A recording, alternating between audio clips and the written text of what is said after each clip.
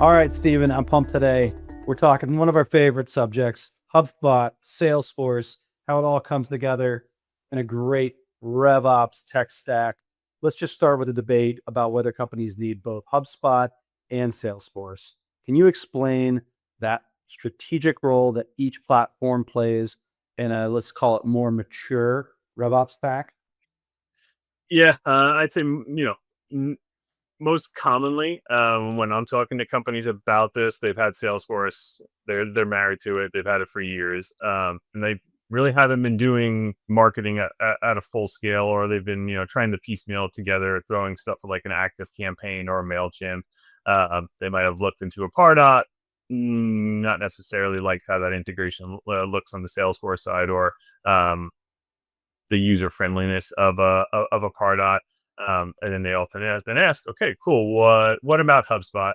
And so when I'm often talking to companies about this, again, they like Salesforce. They've got structured sales processes there. They like the data. They invested a lot in the build out, a lot in the reporting, and then there comes HubSpot, where HubSpot does a really nice job of complementing Salesforce in these use cases. Is HubSpot really excels at marketing automation, content management, and having more of that end-to-end engagement and attribution reporting that you often don't get in Salesforce, even if you're using Pardot. And so Salesforce, HubSpot comes in, HubSpot can capture all of that initial interest and can nurture these leads while providing a lot of valuable context to the sales side. Sales can start seeing, what type of, what ads are they clicking on? It could be a lead that came through 6 months ago from the website, then they clicked on a LinkedIn ad or a Facebook ad or a Google ad. And HubSpot does a really good job of capturing all of that and passing that over onto the Salesforce side so that the sales team can really start to utilize, you know, hey, I just had a lead come back. They looked at this page on my website. We can pass all that right into Salesforce, and sales gets a lot of that intent data that they probably haven't had in the past when marketing was piecemeal together using a bunch of other tools. Yeah, it's interesting because I know both departments always talk about wanting to have, that full funnel visibility. I feel like sales oftentimes just wants to sell. Like I remember talking to a SaaS saleswoman maybe about 5, 6 years ago, like right before the pandemic. So I don't know if it's 100% like this. But I asked her, I said, what CRM do you use? And she just laughed. She goes, "Is there more than one?" Um, and I do think that to your point, sales can obviously get, I don't say stuck in their ways, but I think they like to stay in their lane, right? Even we talk about with this expansion of RevOps, sales kind of still does what sales always has done, and marketing is kind of taken on a bigger role. So when it comes to, let's say, marketing department utilizing HubSpot, the sales department utilizing Salesforce, like, and these two entities, maybe they say they want that full funnel visibility. Um, what what like are the actual elements that really need to flow bi-directionally between each platform to really provide that visibility, even if, but maybe if one side doesn't really actually care as much as they say they do. Yeah, there's definitely an exercise to go through there because not everything in Salesforce needs to go to HubSpot. Not everything in HubSpot needs to go to Salesforce, especially with companies that are generating a high volume of leads and they're using HubSpot to do that. Sales team doesn't want, again, sales, like to your point, sales wants to sell and they don't want to get bombarded with, you know, tons of leads every day that might just be signing up for like a newsletter or it's a super top of the funnel, guide download or some other gated asset. Sales, 9 times out of 10, they don't care about that. That's way too top of the funnel. That's not where they want to put their focus. They know that's going to require a lot of nurturing. And so really kind of mapping this out from the beginning, obviously there's, you want contact and company records to sync and not just, your basic fields like, contact information or, company domain size revenue, but, lead scoring data, engagement history and website activity. Those kind of data points provide a lot of context for sales conversations. And somewhere where I see sales reps get excited by a lot now is, every sales rep, of course, wants to have a full plate of hot leads that they can work every day. That's not always the case. They have their hot leads, but then where HubSpot can really come into play is, they can get a ping in Salesforce when one of their leads they've been working for 6 months has gone and visited maybe looked at the pricing page or looking at a case study. Like that's super relevant information to a salesperson to be able to reach out and restart that conversation. Um, the biggest thing that really needs to get focused on it oftentimes with these is lifecycle stage synchronization. Changes in either system need to flow back and forth, so that we know that is always, we always know where someone is at, because we don't want the marketing team potentially sending emails out in HubSpot to, a contact in Salesforce that has an open deal, and sales is like actively working. So we need to make sure the life cycle stages are getting synced back and forth, and that activity is getting synced back and forth. Because oftentimes when we see HubSpot and Salesforce being used, HubSpot, the marketing team's gonna be like, hey, what the heck? Why hasn't this lead been reached out to in the last, 7 days, 14 days, whatever? But if we have activity synchronization, we can know like when, last emails that were sent, calls, meetings, and other touch points, to make sure that both systems have that full interaction history, because that then often comes into play on the HubSpot side and how the marketing team might be building out nurturing workflows. Gotcha. Yeah, I think, when I think about that friction, between the departments and then how that translates to friction within the systems that they use, I think a big part of that ends up being attribution, particularly when you're dealing with longer sales cycles, right? Where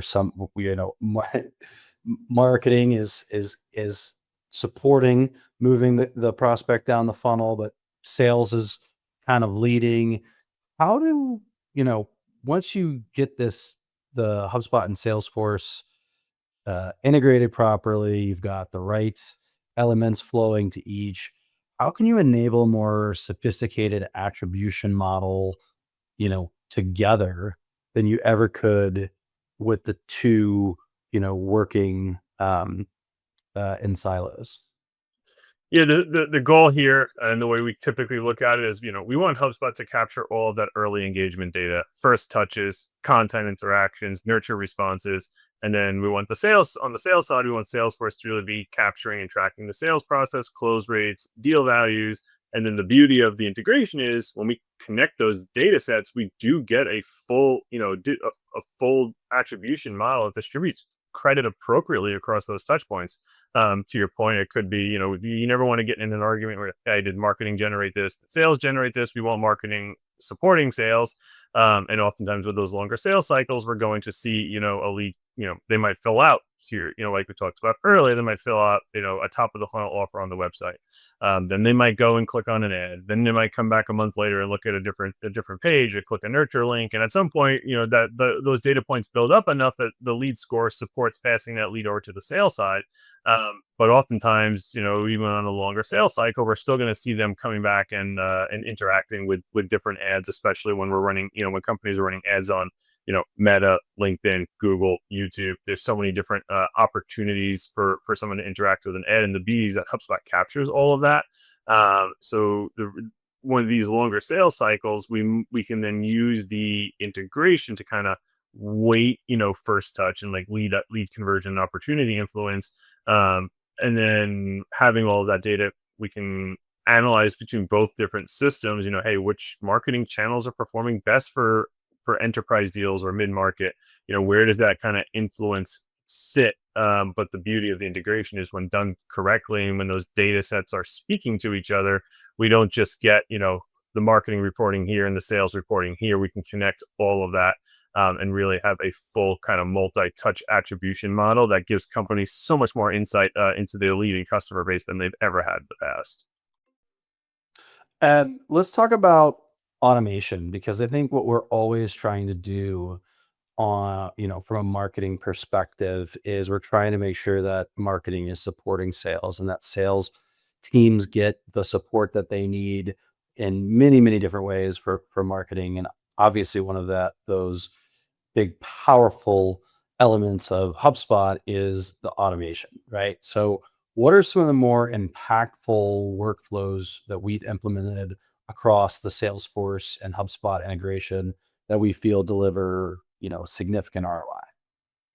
Yeah, I think something that our clients are often asking for, and that we invest a lot of automation time is those kind of buying intent triggers, so that sales does get notified in almost real time when, when a prospect might be visiting pricing pages multiple times, or they're downloading bottom of the funnel content, or engaging with other materials that we might have on the website.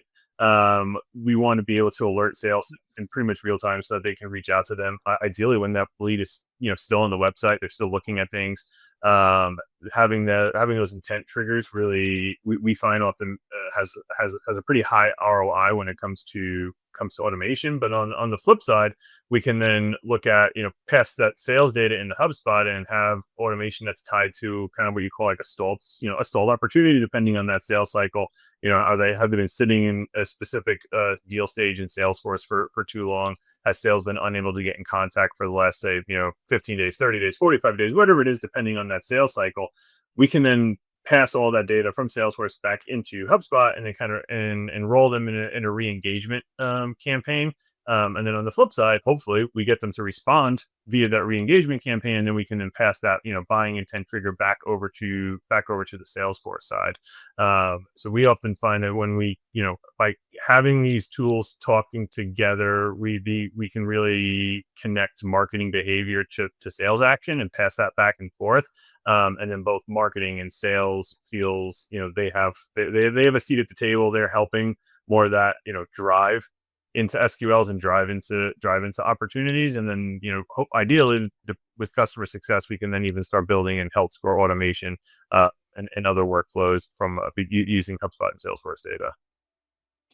Yeah, I mean, it's like you always say, that's HubSpot, the HubSpot and Salesforce integration is such an awesome tech stack for enterprise companies, for anybody who's really really wants to hone in on the RevOps. And I feel like you just really need a little bit of patience, a lot of experience, which is where a team, a consulting firm like, I don't know, Attack Interactive might come in.